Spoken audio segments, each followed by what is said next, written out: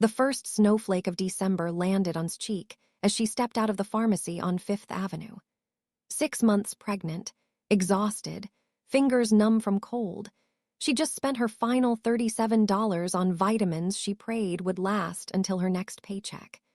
She didn't notice the silver Mercedes until its tires screamed against asphalt, stopping inches from her swollen ankles. Hale, her ex-husband, slammed the door so hard the metal shrieked. His footsteps toward her weren't just angry. They were calculated, predatory. Pedestrians slowed, sensing violence brewing, but their eyes slid away like oil on water. "Look at you," hissed, circling her like she was carrion. "Bargain bin vitamins, discount pharmacy card. God, you're pathetic." Her throat closed. "Please." "Please what?" He stepped closer, cologne mixing with winter air, turning her stomach. "Everyone needs to see this. You can't function, can't work, can't even afford basic health care. And you think," he laughed, sharp and cruel, "you think you can raise a child." The baby kicked, hard, like even the unborn knew danger when it circled. That's a mistake," he cut her off, voice dropping to something worse than rage, something cold, final, "a burden I'm done paying for." Traffic roared past. Steam billowed from subway grates. Manhattan swallowed her pain without blinking. She tried moving around him. His hand shot out, gripping her arm. 7 days to vacate the apartment. His smile was all teeth, no warmth. "It's in my name, remember. And if you think you're keeping that baby without signing my custody waiver," he leaned in, breath hot against her ear. "Think harder." His vision blurred. Her pulse stuttered, too fast, too weak. The stress wrapped around her ribs like barbed wire. Then a voice cut through the chaos. "Sir." Deep, authoritative, unforgettable. "I heard every word you just said." Turned, and her world tilted because standing there, in a black wool coat dusted with snow, was someone she'd spent 3 years trying to forget. Marriage, had believed, would be her sanctuary. She was 26 when Hale entered her life, successful venture capitalist, sharp suits, sharper smile. He'd found her sketching in a Brooklyn coffee shop, called her work breathtaking, bought 3 pieces on the spot. "You're going to be famous," he'd whispered during their 3rd date, kissing her knuckles. "And I want to be there when it happens." She'd believed him. God, she'd believed him. The erosion started slowly. Comments about her hobby income. Suggestions that real artists didn't need day jobs. He'd smile while sliding her paycheck into his wallet. "Let me handle the boring stuff, baby. You create." Within a year, every account was in his name. Every bill, every lease, every credit card. He'd woven a cage so beautiful she didn't notice the bars until they locked. Friends disappeared first. "They're jealous of us," would say, deleting their numbers from her phone while she slept. Then came the isolation, moving to a penthouse apartment where she knew no one, worked from home, rarely left except with him. The night she told him about the pregnancy, she'd lit candles, made his favorite meal, wore the dress he'd bought her. His face had gone granite. "You're joking." "We talked about." "Talked?" He'd laughed, but it sounded like breaking glass. "I said maybe. Someday, not now, not when you can't even support yourself." When she refused to fix it, his words, said with such casual cruelty, everything changed. He stopped coming home, stopped answering calls. Then one morning, divorce papers appeared on the kitchen counter with a yellow sticky note. "Don't make this complicated." He'd stripped their joint account, her illustrations earnings, her freelance payments, everything. Sold her car. Told her landlord she was mentally unstable. The worst part wasn't losing everything. It was the voice in her head, the one that sounded like him, whispering, "Maybe he's right. Maybe you are worthless." Now, standing in December snow with his hand bruising her arm, wondered why she'd ever loved this monster. The stranger stepped forward. and recognition slammed into her like a subway train. His apartment in the Bronx smelled like mildew and desperation. The radiator clanked but produced no heat. The single window overlooked a brick wall so close she could touch it. The ceiling had water stains shaped like continents she'd never visit. But it was hers, or it had been. She dropped the eviction notice on the counter, hands shaking so badly the paper rattled. Final notice. Vacate within 7 days or face legal action. Okay, she whispered to the empty room, to her baby, to herself. Okay, we'll figure this out. But even as she said it, her knees buckled. Pain sharp, sudden, vicious, ripped across her abdomen. She grabbed the counter edge, gasping, vision spotting black. Not now, please, not now. The doctor had warned her. High-risk pregnancy. Stress triggers contractions. Bed rest recommended. How do you rest when you're about to be homeless? Another wave hit, stealing her breath. She sank to the floor, back against the cabinet, trying to remember the breathing exercises. In through your nose. Count to 4. Out through your mouth. Her phone buzzed. Unknown number. She ignored it, pressing both hands to her belly. Stay in there, baby. Just a little longer, please. The phone rang again, then a voicemail alert. She reached for it with trembling fingers, pressed play. It's, please call me back. After what I witnessed today, a pause. I'm worried about you. Her breath caught. The man whose gallery had rejected her work 3 years ago, except she'd later learned had intercepted that call, told them she'd accepted another offer, blacklisted her from ever submitting again. Whose art empire had launched 100 careers, who could changed her entire life. 3 hard knocks shattered her thoughts. She froze. Who? A man's voice, deep, unfamiliar, threatening. Open the door. Her pulse exploded. She didn't move, didn't breathe.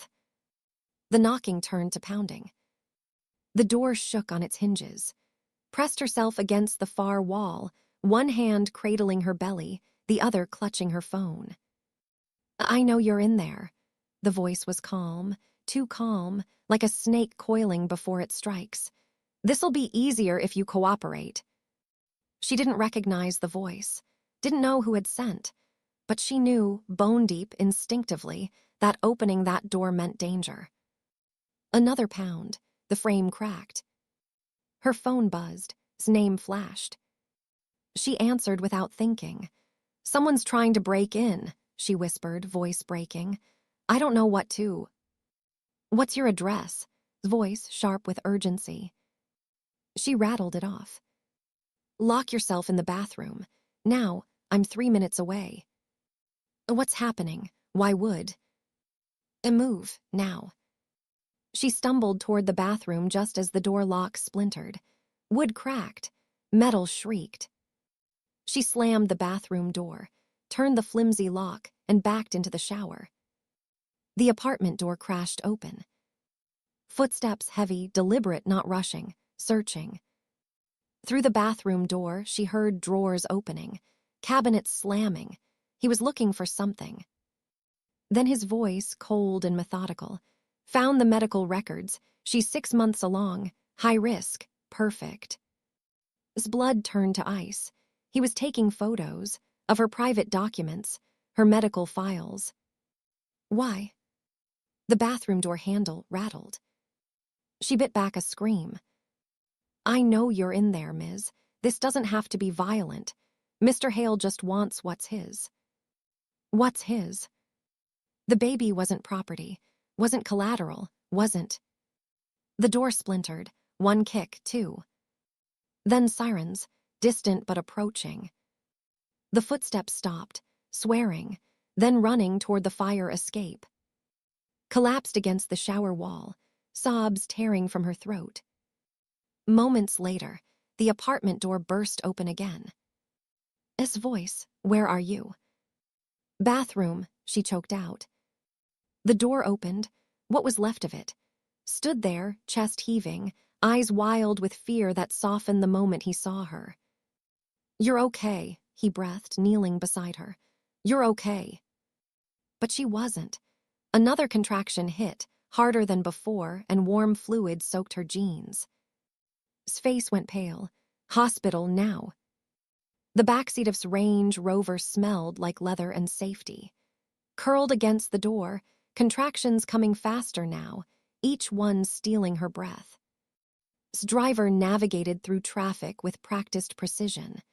Sat beside her, one hand gripping hers, the other on his phone coordinating with the hospital. Private maternity wing, yes. High-risk patient, possible preterm labor. Have doctor ready. He hung up, turned to her. Breathe with me. In for 4, hold for 4, out for 4. She tried, failed, gasped. Why are you helping me? His jaw tightened. 3 years ago I called you, personally, to offer you a residency at my gallery. He paused, pain flashing across his face. Someone answered, said you'd already signed with a competitor, said you wanted nothing to do with me. Her heart stopped. That was... I know. I found out 2 months ago when I saw your work in a coffee shop, unsigned, undervalued, brilliant. I tracked you down. And then today, his voice roughened, I saw how he treats you. She started crying, not from pain, but from the weight of what she'd lost, what had stolen. I should fought harder, said quietly. Should questioned it, should. You didn't know, she whispered. I do now. The SUV pulled up to a gleaming glass building. Medical staff rushed out with a wheelchair. As they lifted her from the car, grabbed his coat. Don't leave me. His eyes held hers.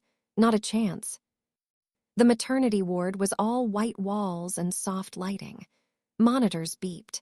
Nurses moved with quiet efficiency. Doctor, a woman in her 50s with kind eyes, examined while waited in the hall. Your water broke, doctor said gently. But contractions are spacing out. That's good. We're going to monitor you overnight, try to stop labor if possible. You're only 26 weeks. Every day the baby stays inside matters. Nodded numb. What caused this? Stress, doctor's expression hardened. Severe, prolonged stress. What's happening in your life? Everything spilled out. The divorce, the eviction, the intruder, the terror. Doctor took her hand. You can't go back to that apartment. I don't have anywhere else. Then we'll figure it out. She paused. That man in the hallway, he's asked to be listed as your emergency contact. Do you want that? Thought about isolation, about the cage she'd lived in. Yes, she whispered. Yes, I do. Doctor smiled. Good, now rest. We'll talk in the morning. But sleep didn't come, because at 11 p.m., a nurse entered, face pale. Ms., there's someone downstairs demanding to see you. He says he's your husband. His heart slammed against her ribs. Ex-husband, we're divorced. The nurse nodded. Security's holding him in the lobby, but she hesitated, very insistent, and he has a woman with him, says she's your friend, Riley. The room tilted. Riley, her former best friend, maid of honor at her wedding.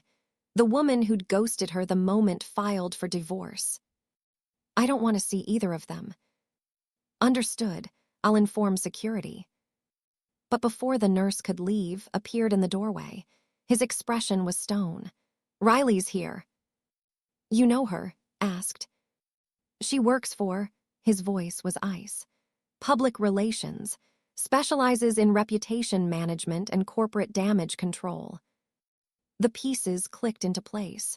Riley hadn't abandoned her. Riley had been weaponized against her. What does she want? Whispered. As if summoned, Riley appeared behind, slipping past security in the chaos. She looked the same, designer clothes, perfect hair, but her eyes were red-rimmed, desperate. Please, just listen. Move to block her. Get out. You don't understand, Riley's voice cracked. I didn't come to hurt her, I came to warn her. Sat up, ignoring the pain. Warn me about what? Riley's gaze darted to the hallway, then back. Isn't trying to take the baby for custody. She swallowed hard. He's selling it. The words hung in the air like poison gas. What? Couldn't breathe. Riley stepped forward, tears streaming. He owes money, a lot of it, to people who don't forgive debt. And he made a deal, your baby, in exchange for clearing what he owes. His fists clenched. That's trafficking, that's illegal, yes, but these people don't care. Riley pulled out her phone, showing them messages, transaction details, legal documents forged with signature. He's been planning this for months, since he found out you were pregnant. His vision swam. She was going to be sick. Why tell me now? She managed. Riley's face crumpled.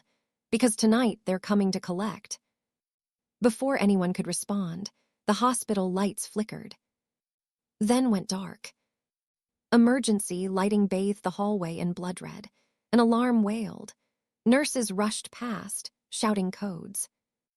Grabbed's hand. We need to move you. Doctor burst in. Someone cut the power to this wing. Security's been compromised. Riley gasped. It's them, they're here. His jaw set. Where's the most secure room in this building? Reinforced delivery suite, East Wing, but... Get her there, now. They moved fast, his bed wheeling through corridors as contractions returned. Stress, fear, the baby reacting to her terror. Behind them, voices, footsteps, multiple people searching. They reached the delivery suite, a heavy door, reinforced locks. The moment they were inside, Doctor engaged every security measure. No one gets through this without explosives, she said. But then the intercom crackled. A voice, cold, professional. We know you're in there. Mr. Hale has legal documentation giving us custody rights. Come out peacefully or we'll involve authorities and expose your mental instability to the courts. Riley sank against the wall. The documents, he actually filed them. His hands shook. They're fake. Fake but convincing, Riley said. He's been building a case against you for months, painting you as unfit, unstable, dangerous. Stepped close to. None of that matters right now. They're not getting through that door. But even as he said it, a new sound emerged. Drilling. They were cutting through the lock. The drill bit shrieked against steel, sparks flying. Doctor grabbed a phone, calling for backup. Riley wedged a chair under the door handle, positioned himself directly in front of. How long until police arrive? Gasped between contractions. 4 minutes, Doctor said. The drilling intensified. The lock was giving way. Riley turned to, tears streaming. I'm sorry for everything. I was scared of him. He threatened my career, my family, but I should protected you. Help me now, said through gritted teeth. That's all that matters. The bolt snapped. The door burst open. 2 men entered, large, professional, terrifyingly calm. One held a briefcase. The other, a phone recording everything. Ms., the first man said, we're here on behalf of Vanguard Solutions. Mr. Hale has transferred parental rights via legal contract. We're here to ensure the child's safe delivery and transfer. Over my dead body, said, stepping forward. The man smiled. That can be arranged. Before anyone could move, grabbed the nearest object, a metal IV pole, and swung. The pole connected with the first man's knee. He dropped, howling. The second lunged, but Riley threw herself between them, screaming for security. In the chaos, Doctor hit the emergency lockdown. Steel shutters began descending over the windows. The second intruder grabbed for sped, but tackled him, fists flying. They crashed into equipment, alarms blaring. Screamed, not from fear, but from the most intense contraction yet. She's in active labor, Doctor shouted. We need to deliver now. Boots thundered in the hallway. Police. Hospital security, voices commanding everyone to freeze. The intruders were dragged out, handcuffed, still shouting about legal rights and contracts. But barely registered it because her body was tearing itself apart, and her baby was coming 3 months too early. The next 6 hours blurred into pain and terror and miracles. Doctor's voice, calm and commanding. Push, you're almost there. His hand in hers, never letting go, whispering, you're the strongest person I've ever met. Riley in the corner, calling lawyers, building a case to destroy every document had forged. And then a cry. Tiny, fierce, alive. It's a girl, doctor said, tears in her eyes. 2 pounds, 4 ounces, she's a fighter. They whisked the baby to NICU immediately, but saw her. Purple-red skin, impossibly small fingers, eyes squeezed shut against the light. Is she? Couldn't finish. She's breathing on her own, doctor said gently. Lungs are stronger than expected. We'll monitor her closely, but she's got a real chance. Collapsed back, sobs racking her body. Leaned down, pressing his forehead to hers. You did it. 3 days later, sat beside an incubator, her daughter sleeping peacefully under warm lights. Wires and monitors surrounded the tiny form, but she was stable, growing. The door opened. A police detective entered. Ms., I wanted to update you personally. She pulled out a file. Hale has been arrested. Trafficking charges, fraud, forgery. He'll be in prison for a long time. And the men who broke in. Also in custody. Riley provided extensive testimony. She's cooperating fully. Nodded, numb with relief. The detective hesitated. There's one more thing. We found evidence had been sabotaging your career for years, contacting galleries, publishers, clients, telling them you were unstable, unreliable. That's why you couldn't find work. Rage and grief battled in his chest. He destroyed everything. He tried, the detective smiled softly. But you're still here, and now he can't hurt you anymore. After she left, entered with coffee. How's our girl? Our girl, the words shouldn't have meant so much, but they did. Strong, said, like her mother. Set down the coffee and pulled out a folder. I have something for you. Inside were contracts, gallery residency, artist apartment in Soho, advance payment for a solo exhibition. I can't. You already earned this, 3 years ago. I'm just correcting the mistake I made in not fighting harder for you. She stared at the papers, hands shaking. This is too much. It's not enough. His voice roughened. I know this isn't the time. I know you need space to heal, but I need you to know. He took her hand. I'm not going anywhere, not unless you tell me to. She looked at him, really looked, at the man who'd protected her when she had nothing, who'd stayed when anyone else would run. Why? She whispered. Because 3 years ago I saw your art and thought, this woman is extraordinary. And then I saw you in that coffee shop again and thought, this woman deserves everything. And then I watched you survive what would destroy most people and thought, his voice cracked, this woman is the strongest person I'll ever meet. Started crying, but this time they weren't tears of pain. Stay, she said, please stay. He kissed her forehead, always. 6 months later, stood in a gallery filled with her work, paintings of survival, of rebirth, of a mother and daughter against the world. Her daughter, now healthy, thriving, 8 months old, slept in a carrier against her chest. Stood beside her, hand on her back, watching collectors study her pieces. Riley approached nervously. They'd been rebuilding their friendship slowly, carefully. The exhibition is incredible, Riley said softly. Thank you for helping make it possible, replied. Your testimony was the least I could do. Riley looked at the baby, eyes soft. She's beautiful. She is, adjusted the carrier. We're calling her Hope. because that's what remained when everything else was stripped away. Was in prison. The debt collectors were facing federal charges. The legal battle was over. But more importantly, had learned something could never take from her. She was never weak. She was never worthless. She was never a burden. She was an artist, a mother, a survivor. And she was finally, beautifully free.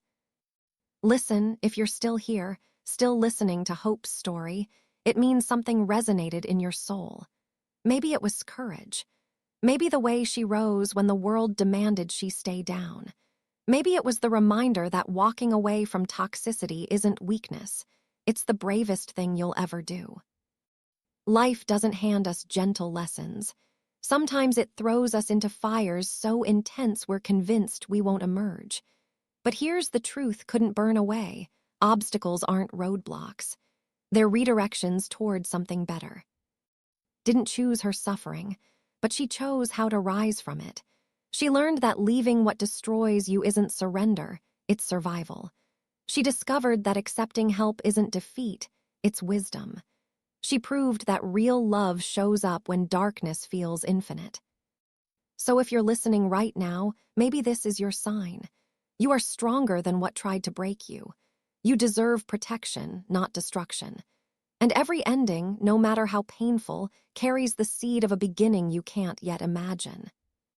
If this story touched you, let me know. Like, share, subscribe, so more hearts can find strength here. Your presence means more than you know. Before we close, a gentle reminder. This entire story is fiction, created for emotional resonance and inspiration. None of these events, characters, or situations are real. Any resemblance to actual people or incidents is purely coincidental. This narrative exists to explore courage, healing, and personal growth through dramatic storytelling, not to portray factual events. Stories like this help us reflect on our own lives, relationships, and inner strength.